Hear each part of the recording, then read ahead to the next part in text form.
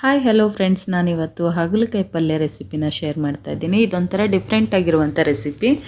ಸುಮಾರು ಜನಕ್ಕೆ ಹಾಗಲಕಾಯಿ ಇಷ್ಟ ಆಗಲ್ಲ, ಬಟ್ ಈ ರೀತಿ ಮಾಡಿ ಖಂಡಿತ ಮನೆ ಮಂದಿ ಎಲ್ಲ ಇಷ್ಟಪಟ್ಟು ತಿಂತಾರೆ. ಮೊದಲಿಗೆ ನಾನು ಹಾಗಲಕಾಯಿನ ತೊಳ್ಕೊಂಡು ಉಪ್ಪು ಮತ್ತು ಅರಿಶಿನ ಹಾಕಿ ವಾಶ್ ಮಾಡಿ, ಈಗ ಒಂದು ಬಾಣಲೆ ಇಟ್ಕೊಂಡು ಬಾಣಲೆಗೆ ಹಾಕಿ ಸ್ವಲ್ಪ ಆಯಿಲ್ ಹಾಕಿ ಚೆನ್ನಾಗಿ ಫ್ರೈ ಮಾಡ್ಕೊಂಡಿದ್ದೀನಿ. ಸಪ್ರೇಟ್ ಎತ್ತಿಟ್ಕೊಂಡು ಮತ್ತೆ 2 ಟೇಬಲ್ ಸ್ಪೂನಷ್ಟು ಆಯಿಲ್ ಹಾಕ್ಕೊಂಡು ಎಣ್ಣೆ ಚೆನ್ನಾಗಿ ಬಿಸಿ ಆದಮೇಲೆ 1 ಟೇಬಲ್ ಸ್ಪೂನ್ ಸಾಸಿವೆ, 1 ಟೇಬಲ್ ಸ್ಪೂನಷ್ಟು ಜೀರಿಗೆ, ಸೊ 1 ಈರುಳ್ಳಿನ ಸಣ್ಣಗೆ ಕಟ್ ಮಾಡಿ ಹಾಕ್ಕೊಳ್ತಾ ಇದ್ದೀನಿ. ಸ್ವಲ್ಪ ಕರಿಬೇವು.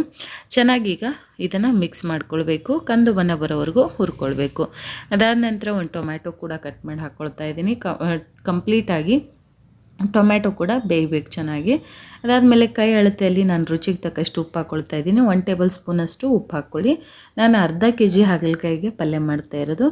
ಸೊ ಇದು ಇಷ್ಟು ಒಂದು ಕ್ವಾಂಟಿಟಿಯಲ್ಲಿ ನೀವು ಹಾಕ್ಕೊಳ್ಬೇಕು ಮಸಾಲ ಪದಾರ್ಥಗಳನ್ನು. ಅರಿಶಿನ 1 tablespoon, sambar powder 2 tablespoon, garam masala 1 tablespoon, 1-2 ಟೇಬಲ್ ಸ್ಪೂನಷ್ಟು ಬೆಲ್ಲದ ಪುಡಿ, 1 ನಿಂಬೆ ಗಾತ್ರದಷ್ಟು ಹುಣಸೆ ಹಣ್ಣನ್ನು ನೆನೆಸಿ ರಸವನ್ನು ಸೇರಿಸ್ಕೊಳ್ತಾ ಇದ್ದೀನಿ. ಈಗ ಚೆನ್ನಾಗಿ ಇದನ್ನು ಮಿಕ್ಸ್ ಮಾಡ್ಕೊಳ್ಬೇಕು. ಒಂದು 10 ನಿಮಿಷ ಮೊದಲೇ ನಾವು ಹೆಸರು ಬೇಳೆನ ನೆನೆಯೋಕ್ಕೆ ಇಡಬೇಕು.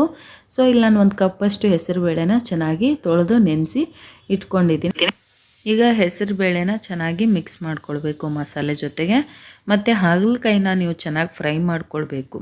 ಆವಾಗಲೇ ನಿಮಗೆ ಅದು ಕಹಿ ಅಂಶ ಕಮ್ಮಿ ಆಗುತ್ತೆ. ನೋಡಿ, ಈ ಥರ ಫ್ರೈ ಮಾಡಿದ್ದೀನಿ. ಅರ್ಧ kg 1/4 kg ಅಷ್ಟು ಕಾಣಿಸ್ತಾ ಇದೆ. ಆ ರೀತಿಯಲ್ಲಿ ನಾವು ಅದನ್ನು ಫ್ರೈ ಮಾಡ್ಕೊಳ್ಬೇಕು.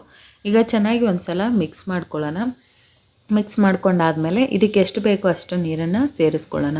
ಹಾಗಲಕಾಯಿ ಚೆನ್ನಾಗಿ ಬೆಂದರೆ ಅದರ ಕಹಿ ಅಂಶ ಸ್ವಲ್ಪ ಕಡಿಮೆ ಆಗುತ್ತೆ. ಹಾಗಾಗಿ ನಾನಿಲ್ಲಿ 1/4 ಕಪ್ಪಷ್ಟು ನೀರನ್ನು ಸಹ ಸೇರಿಸ್ಕೊಳ್ತೀನಿ. ಇದಕ್ಕೆ ಸೇರಿಸ್ಕೊಂಡು ಚೆನ್ನಾಗಿ ಬೇಯಿಸ್ಬಿಟ್ಟು ಸ್ವಲ್ಪ ಕೊತ್ತಂಬರಿ ಸೊಪ್ಪಿನಿಂದ ನೀವು ಅಲಂಕಾರ ಮಾಡಿದರೆ ರುಚಿಯಾದಂಥ ಹಾಗಲಕಾಯಿ ಗೊಜ್ಜು ರೆಡಿ ಆಗುತ್ತೆ. ಈ ಟೈಮಲ್ಲಿ ನೀವೇನಾದರೂ ಉಪ್ಪು ಖಾರ ಕಮ್ಮಿ ಇದ್ದರೆ ನೋಡಿಬಿಟ್ಟು ಮತ್ತಷ್ಟನ್ನು ಆ್ಯಡ್ ಮಾಡ್ಕೊಳ್ಬೋದು. ಇಲ್ಲಿ ನಾನು ಪರ್ಫೆಕ್ಟಾಗಿ ಕನ್ನಡತೆಲ್ಲ ಹಾಕಿದ್ದೀನಿ. ಎಲ್ಲವೂ ಪರ್ಫೆಕ್ಟಾಗಿತ್ತು, ಸೂಪರಾಗಿತ್ತು ಈ ರೆಸಿಪಿ. ಈಗ ಇದನ್ನು ಚೆನ್ನಾಗಿ ನೀರು ಎಲ್ಲ ಪೂರ್ತಿ ಆವಿಯಾಗಿ ಹೋಗೋ ಹಾಗೆ ನಾವು ಇದನ್ನು ಬೇಯಿಸ್ಕೊಳ್ಬೇಕು. ನೋಡಿ, ಈಗ ಪಲ್ಯ ರೆಡಿಯಾಗಿದೆ. ಕೊತ್ತಂಬರಿ ಸೊಪ್ಪು ಹಾಕಿಬಿಟ್ರೆ ಹಾಗಲಕಾಯಿ ಪಲ್ಯ ರೆಡಿ. ಇಷ್ಟ ಆಗಿದ್ದರೆ ಶೇರ್